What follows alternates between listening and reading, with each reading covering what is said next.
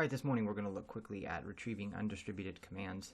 There are multiple methods. One of them, which is recommended by Microsoft, is the stored procedure replication monitor subscription pending commands. You do execute this, of course, at the distribution database on the relative distribution database if you've scaled it correctly. Parameters, of course, publisher database, publication, subscriber database, and subscription type.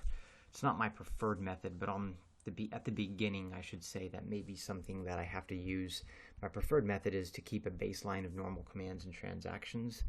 And the reason why this works really good, at least in my opinion, is because you can sync it up with the cleanup jobs, both their times and schedules. And there is a normal baseline, depending on how you kind of customize your replication and depending on how much you want to kind of keep around for reinitialization, etc.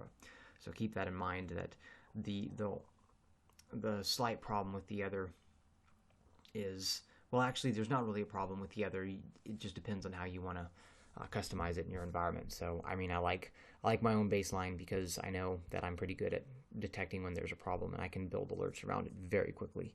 There's also the row count method. That's probably one of the most popular methods. In fact, I think pretty much every place I've been at uses some type of row counts. It's just what they do. It's standard.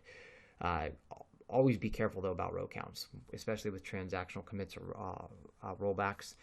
The other one that I've seen with several places is they'll actually use a locking, and consider the fact that if you're doing certain transactions to get information, you might actually be blocking replication itself, which guarantees failure. And then finally, you can use the replication monitor. There is a tab that allows you to get the undistributed commands. I'm not a big fan of replication monitor, but it's my own preference. It's slow. It often reports the wrong thing, or at least I've caught it reporting the wrong thing. It's using the underlying configuration tables, so I would just prefer to query them directly.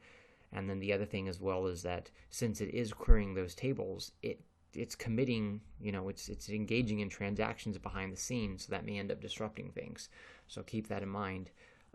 It's not the greatest application, but that's only, again, my opinion. But you can get the undistributed commands, and if you're kind of in a hurry, it's one way to get it. I have a standard rule with replication monitor is you can use it for 1 minute at a time and then close it out.